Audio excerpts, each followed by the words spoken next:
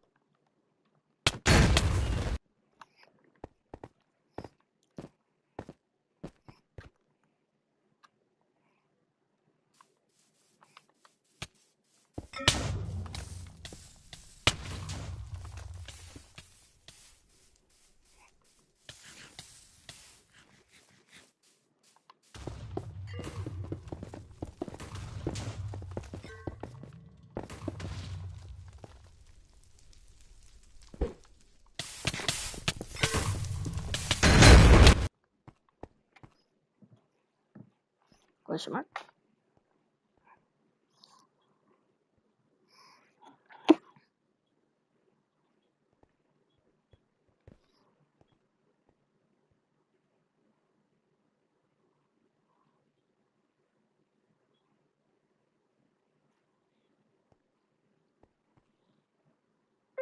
I'm gonna be rich.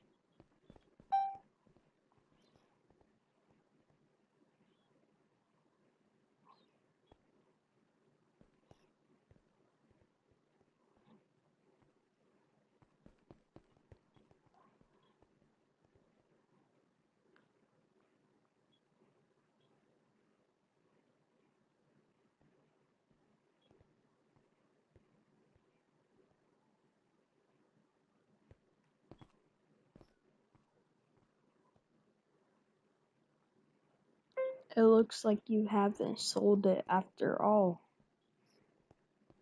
Mr. 4 Point.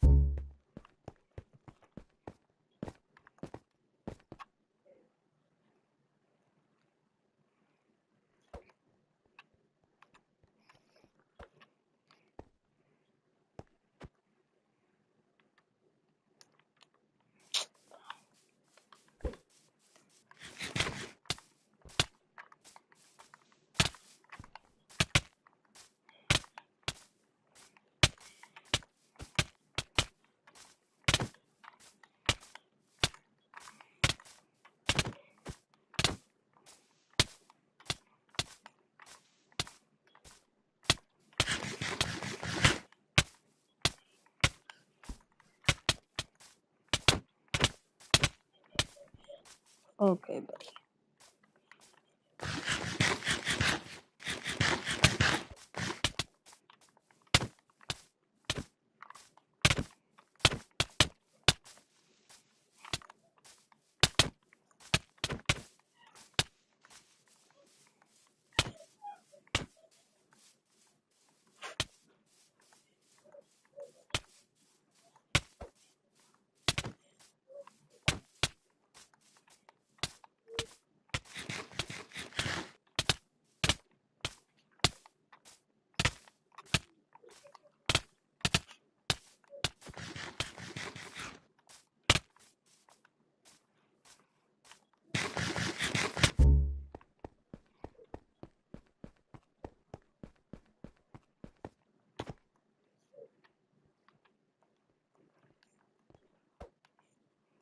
What the fuck that?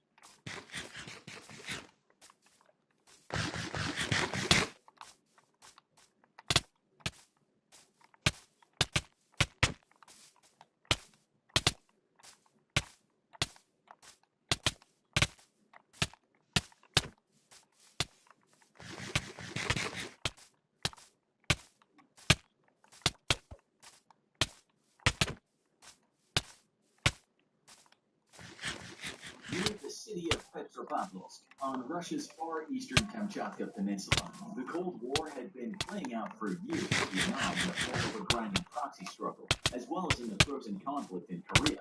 Now, officials both in the United States and the Soviet Union feared the situation was in danger of descending into a direct conflict between the superpowers. The Soviet allies North Korea had captured a U.S. spy ship. In the context of this crisis, a Soviet submarine K-129 received orders to head out early for a mission in the North Pacific, its third in quick succession.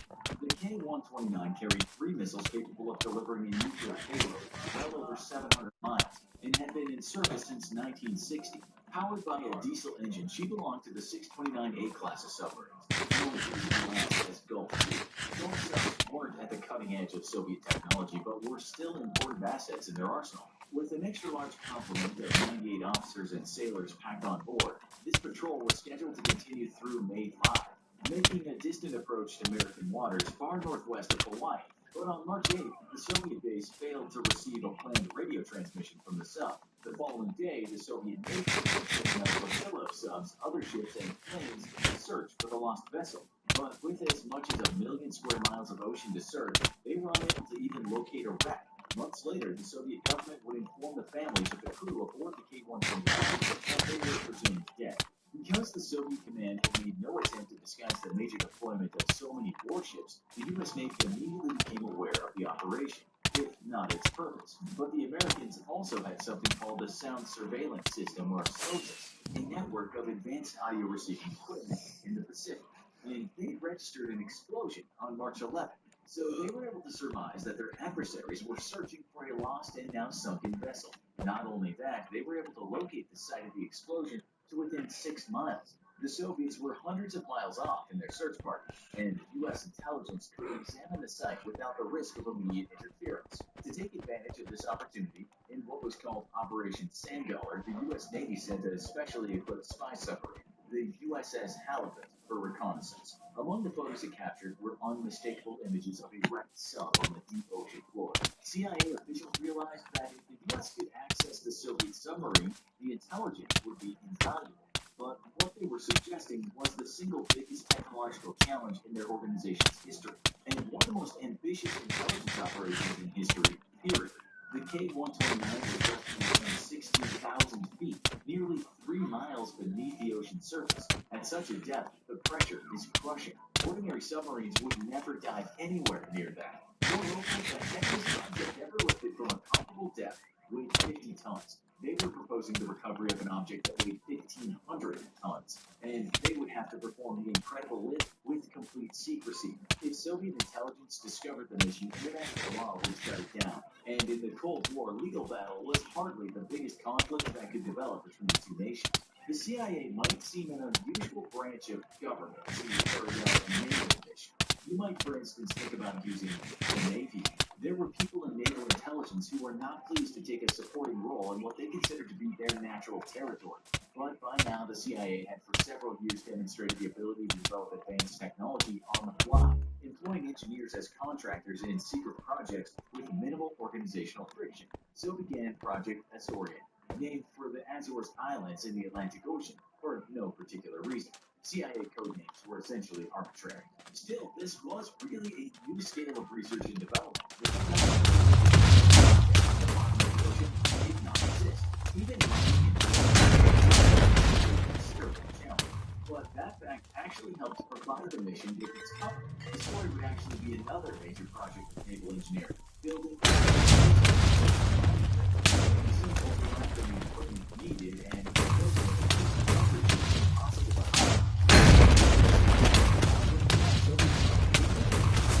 military or intelligence components to the civilian industrial product. In 1970, the company Global Marine was the leader in development and operation of deep-sea mining equipment.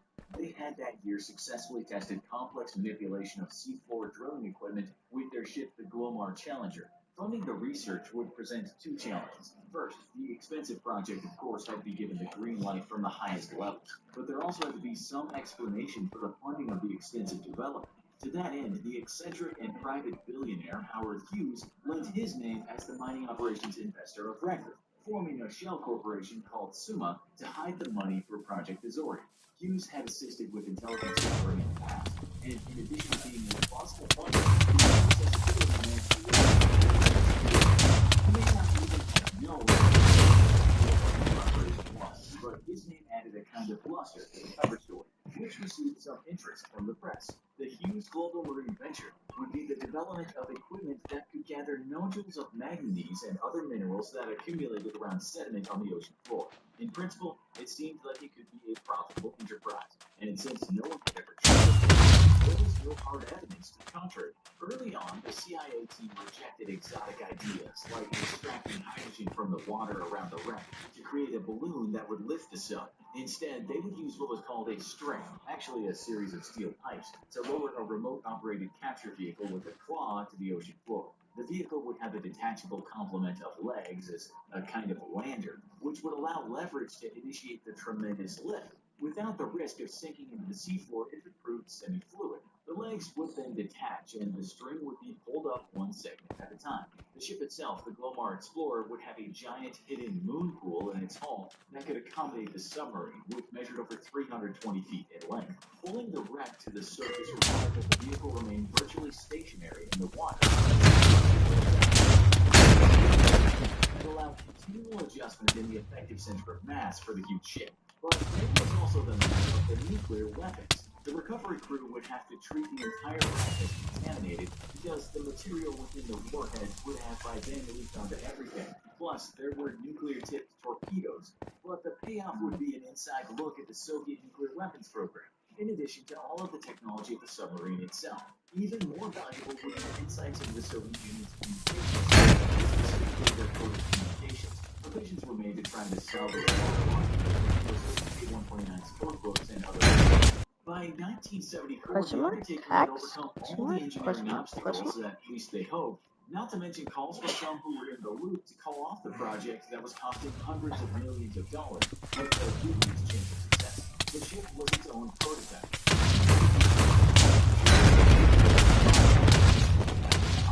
But the thing was designed for one mission, and like likely they'd only get one try. About 1,500 miles west of Hawaii, with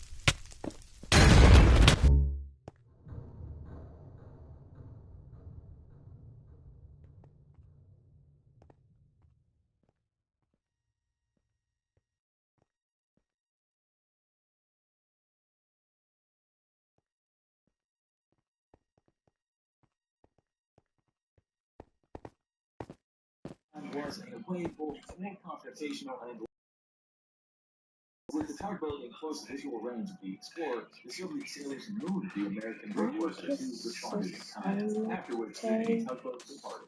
This was not the peak of tension in the Cold War. When all of the components of the ship were ready, the crew of the Explorer recovery vehicle Clementine moved 3 miles from the once above the hull of the sunken submarine, and beyond where the recovery craft closed and took hold. Above the radio feed, remote steering of the revived vessel took great skill and cool nerves. Once the arms were in place, the remote pilot began the incredible feat of lifting the enormous payload from the seafloor with the force of the lander's legs. Fortunately, the ocean bottom was quite solid, giving more lifting power than improved its thrust. Once the sub was safely suspended in the water, the legs were detached and the rest of the power pull would come from the string. As sections of the pipe were removed from the string, the cumulative weight dropped significantly, reducing the force needed to pull each time.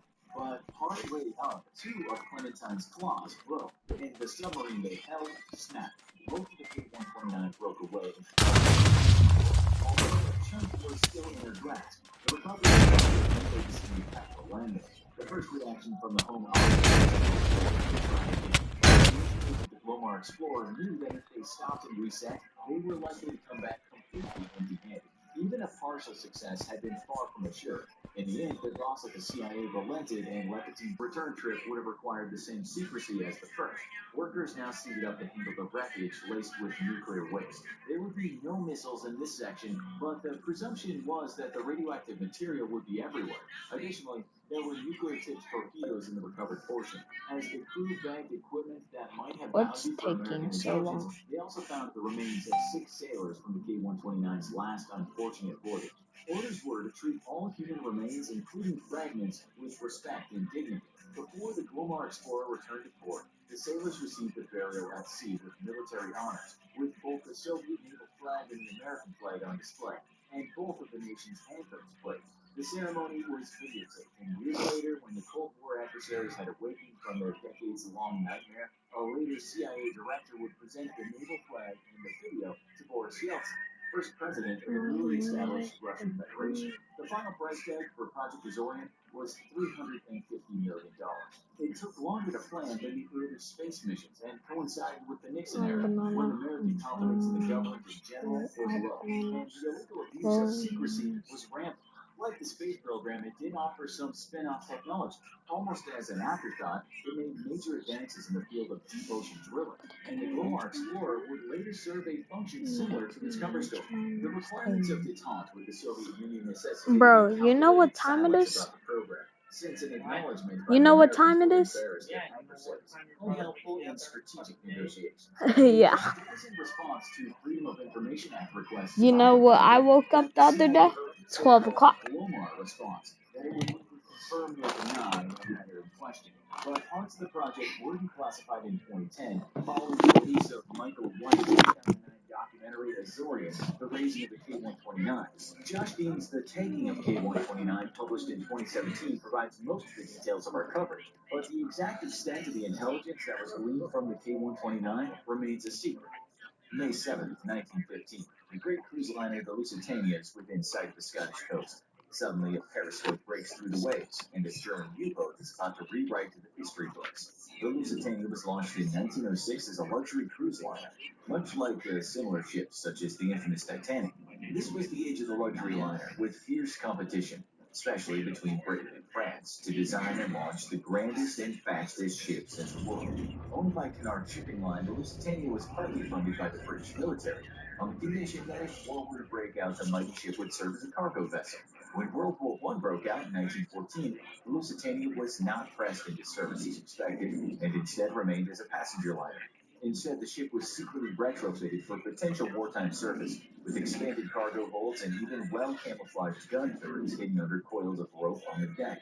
This was before the British Admiralty had come to appreciate the threat posed by German U-boats. The British Navy dwarfed the German Navy, and the idea that it would be the Germans who starved Britain into submission instead the other way around was a laughable one as the war began. However, Germany understood its tactical position far better than even the British, and knowing it could not compete with the Royal Navy on the surface, it took to new technology to subvert it from below, the infamous U-boat. Early U-boats were less true submarines and more temporarily submerged craft.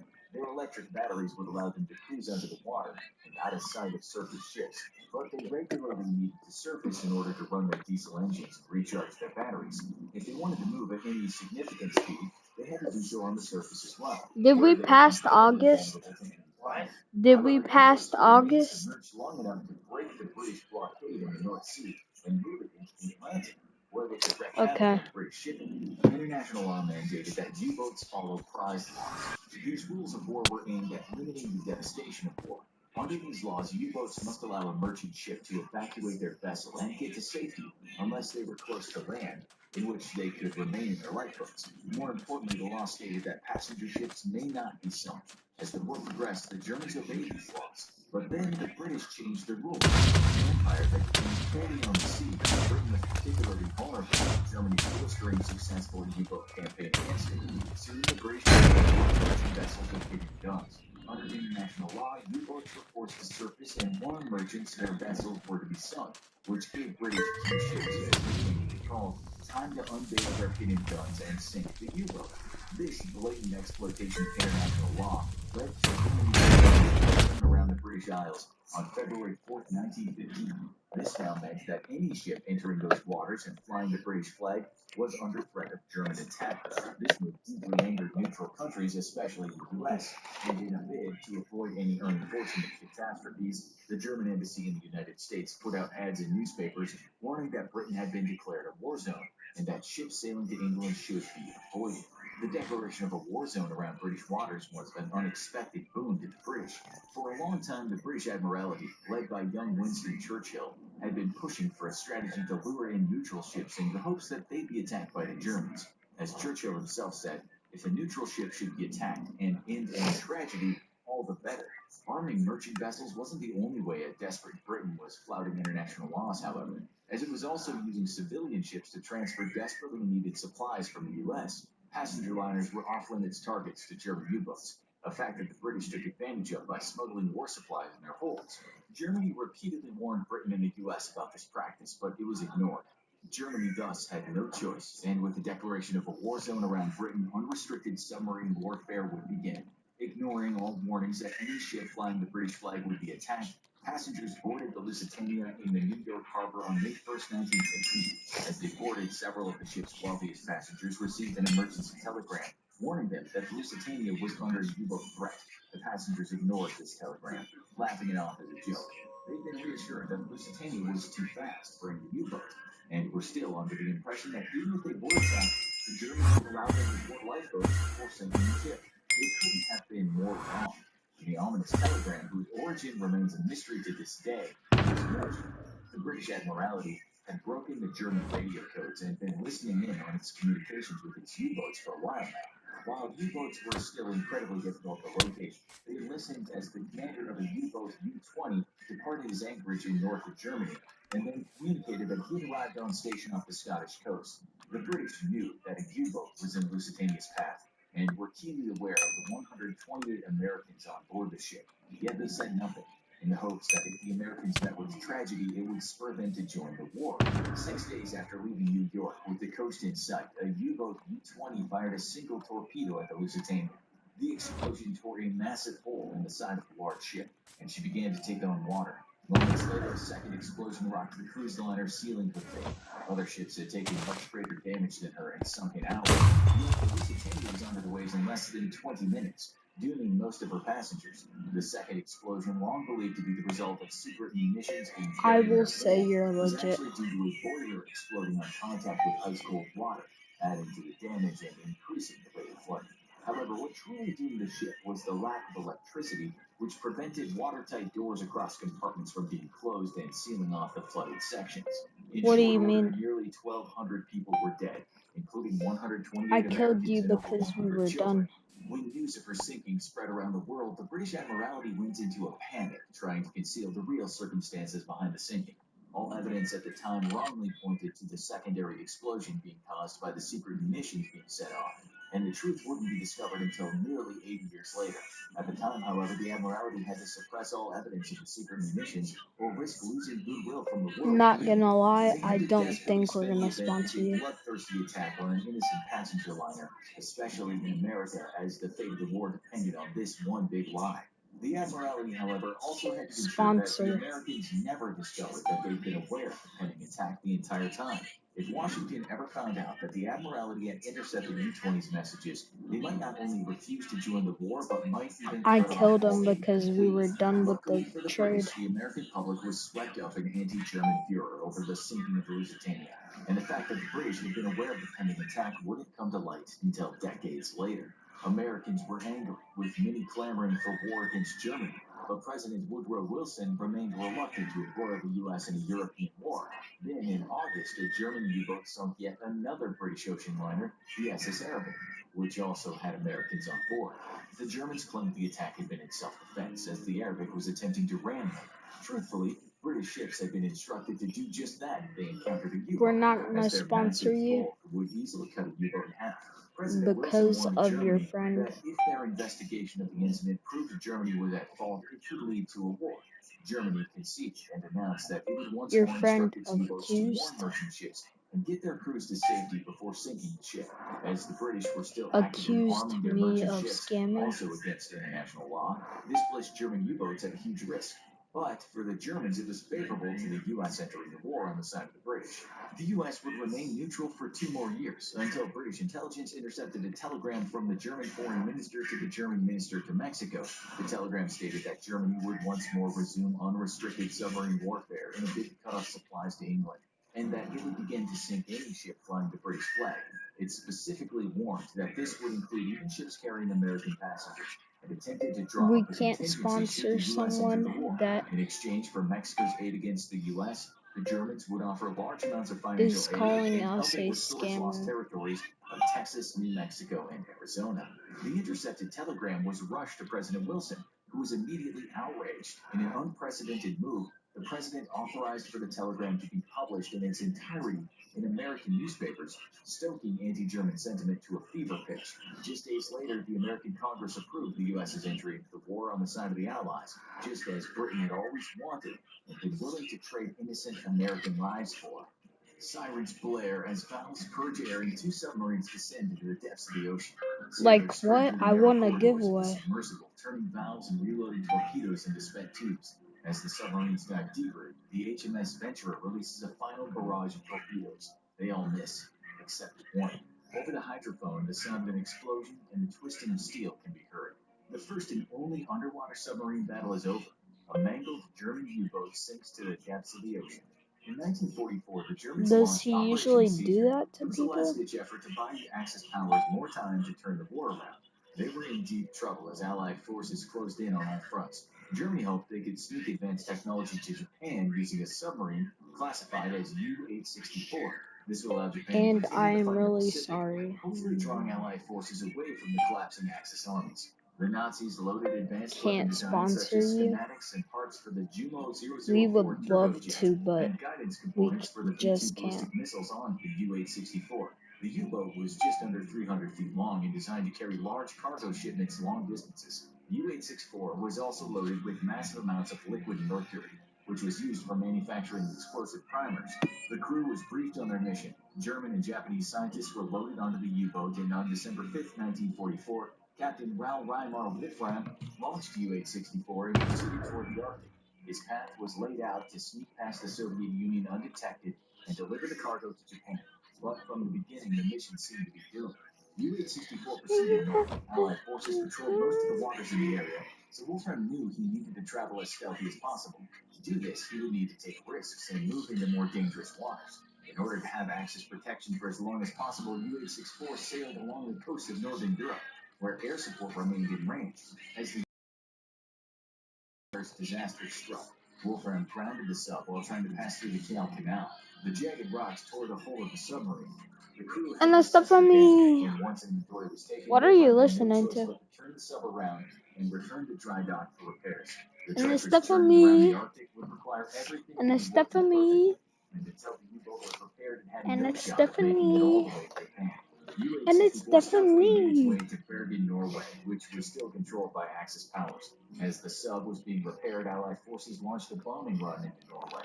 They weren't aiming for U-864, but the dry dock where the U-boat was being repaired was a target. The British planes roared over decks, dropped a series of tall boy and Grand Slam earthquake bombs around the dry dock. The bombs were specifically designed to penetrate the surface and detonate below ground to send the explosion. Fortunately for U-864, it was in the submarine pen when it led to further delays in Operation Caesar and the mission to deliver the cargo to Japan. The numerous delays for repairs would culminate in the underwater submarine battle in history. The British had cracked their codes. The Allies intercepted a mission and knew they couldn't let the Nazi sub make it to Japan. They immediately dispatched to destroy the U-boats. The Venture was only U-864, but it was also much smaller. It had a limited crew and could fire 4 torpedoes at once, but only held a relatively small number of torpedoes on board. Compared to U-864's arsenal of 22 torpedoes, this meant that the Venturer needed to make every shot count.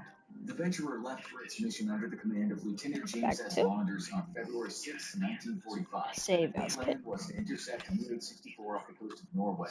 Launders had sunk 13 vessels during the war, including a German submarine that had surfaced.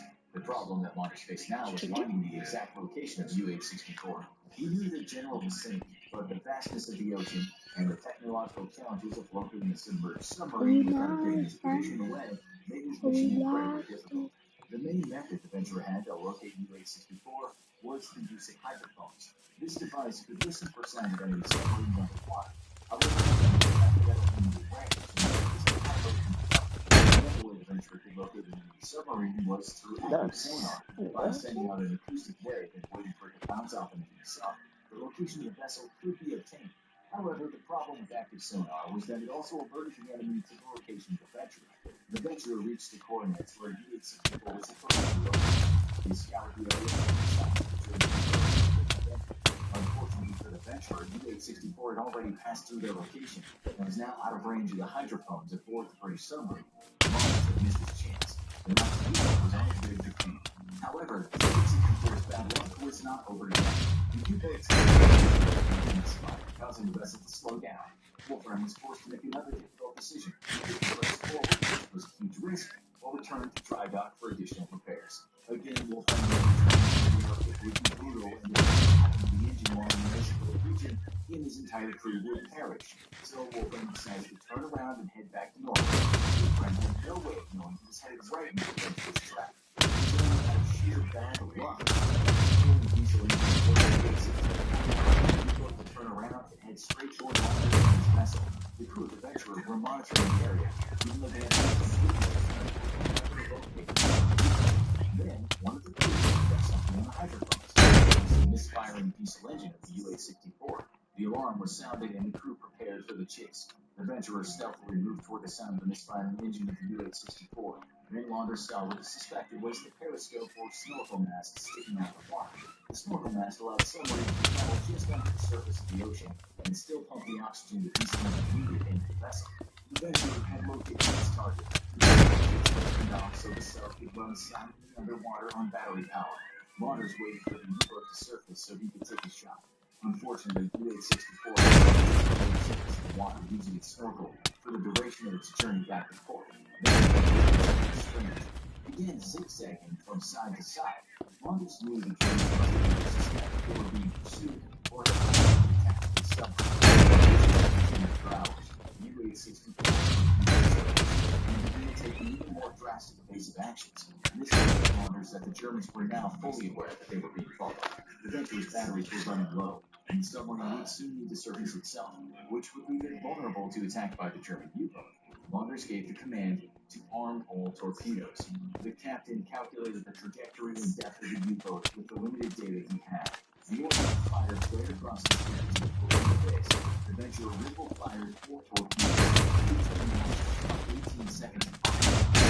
Torpedoes fired at a lower depth just in case the enemy dove deeper. Launders ordered the Venturer to immediately dive in case of a counterattack.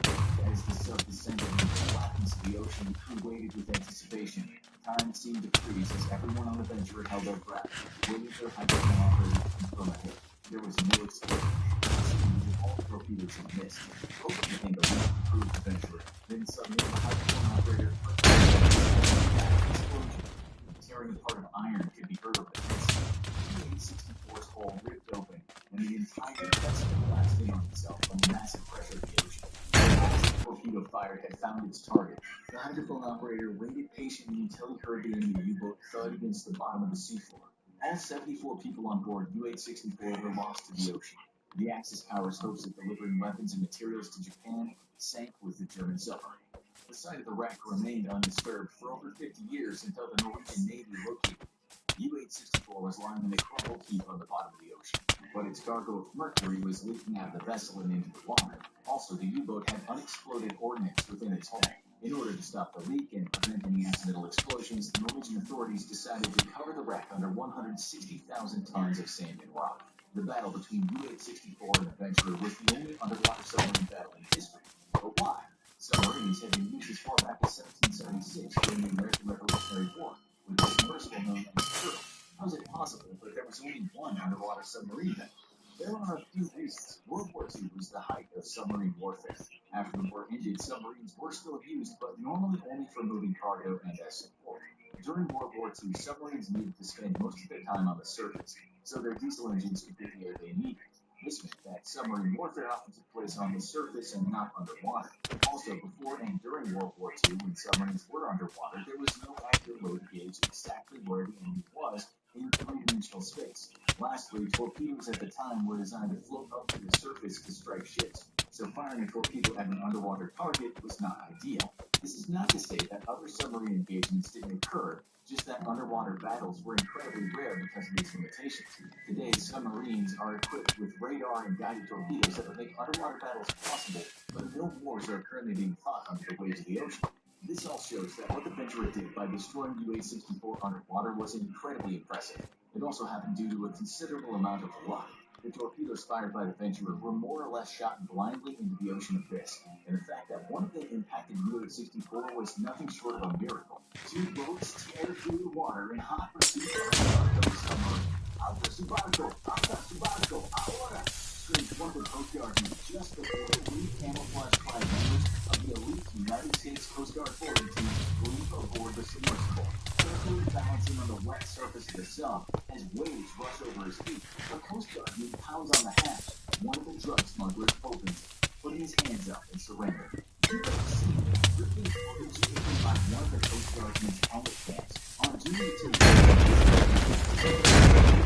Ecuadorian coasts. The U.S. Coast Guard cutter Monroe captured a 40-foot narco submarine.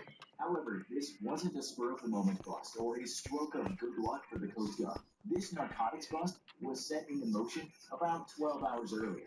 The USCG Monroe, which is deployed out of Alameda, California, is a newer ship, having just been commissioned in 2017. It's just one of the Coast Guard's 8 Legend-class national security cutters. These ships feature advanced command and control capabilities, aviation support facilities, and an increased endurance, making them perfectly suited for long-range patrols. The Monroe and carried up to 140 crew.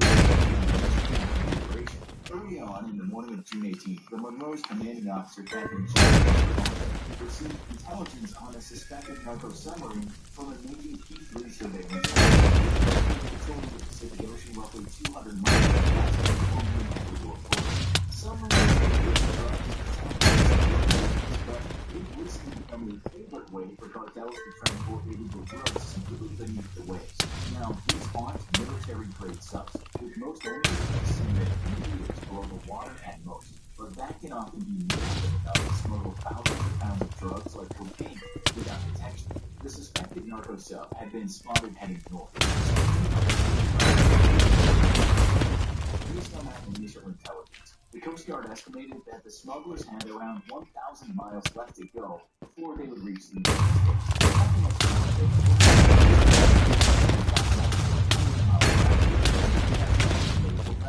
While Captain Escalante and the crew of the Monroe would devise their plan for how to take on the illegal narco sub, if that was in fact what they were approaching. Some 10 hours later, and about 20 miles from the sub, the crew of the Monroe was close enough to set their plan into motion. Armed with pistols and wearing night vision goggles, 13 members of the elite Coast Guard boarding team launched into two small boats, a 26-foot aluminum patrol boat called a Mark IV, long-range vessel. Both of these vessels are built for speed, topping out at about 45 knots or 52 miles per hour. Meanwhile, as boarding crews were slicing through the water toward the sub, the squadron, aka Hitron, launched a helicopter to provide a sniper overwatch with a 50 caliber rifle, as well as provide visual play-by-play updates of the operation to the captain. The Coast Guard boats quickly pulled up on either side of the sub. A Coast Guardsman yelled for them to stop in Spanish, but the sub continued, the occupants likely unable to hear the command. Then, 40 team members jumped on the back of the sub and banged on the hatch, finally alerting the crew to their presence. Fortunately, the smugglers quickly surrendered without a fight. But the boarding team was prepared for an altercation. 5 suspected drug smugglers were arrested and handed over to the Drug Enforcement Administration. The Coast Guard spent the next 12 hours unloading. They seized more than 17,000 pounds of cocaine, largest single seizure since 2015. Then, after a final sweep for contraband with photos taken for evidence, the sub was intentionally scuttled. This dramatic bust is only one episode in the long-running cat-and-mouse saga between the Coast Guard and drug traffickers. Throughout the 1980s, speedboats were the main drug-running weapon of choice for narcotics traffickers. The authorities fought back by deploying fast ships of focus on smuggling cocaine concealed in products via cargo ship. In the late 1990s and into the 2000s, the United States, Mexico, and Colombia intensified their war on drugs, resulting in several massive drug busts at various spots. The cartels had to come up with new and creative ways to ensure their illicit products reached their destinations. For a long time, there were rumors of drug traffickers building DIY narco submarines in the jungles of South America and using them to transport drugs before the Coast Guard finally captured one in 1993. The vessel was wood and fiberglass, but could not fully submerge and only traveled at 10 miles per hour. Since then, narco submarines have grown increasingly more sophisticated.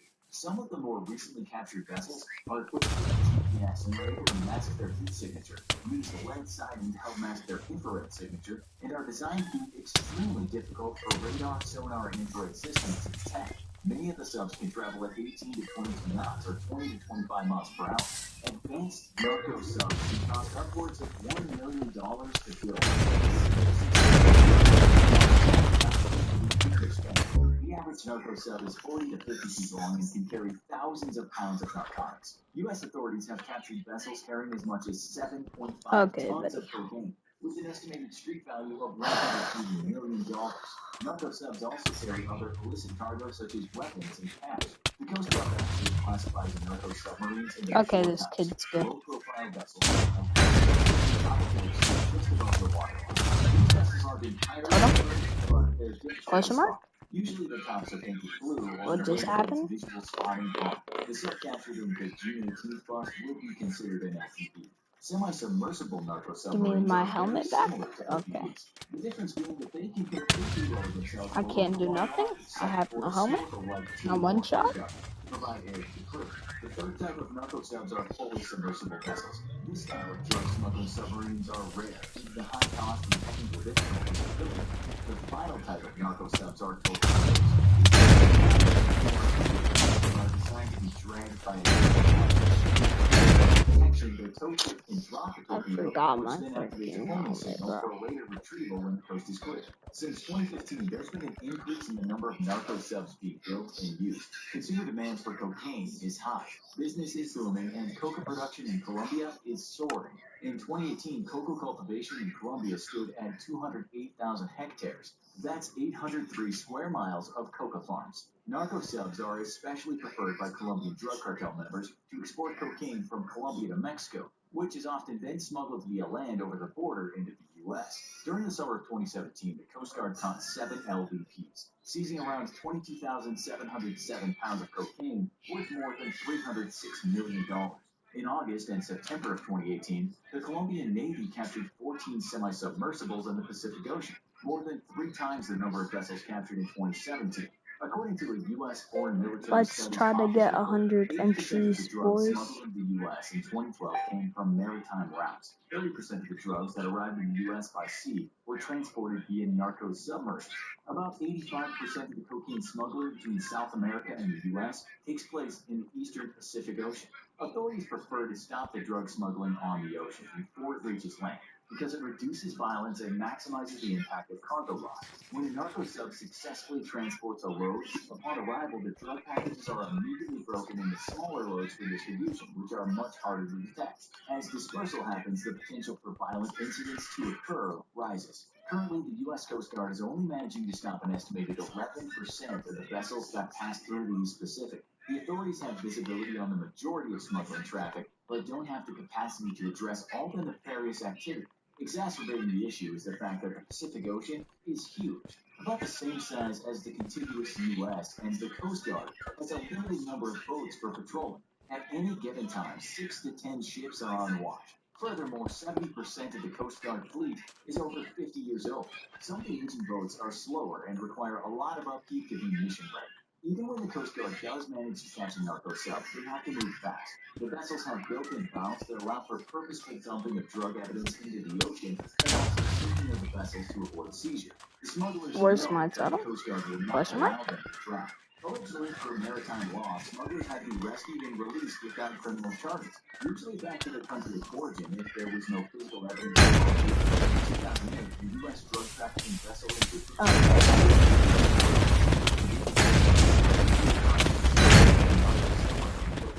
with illicit product or not.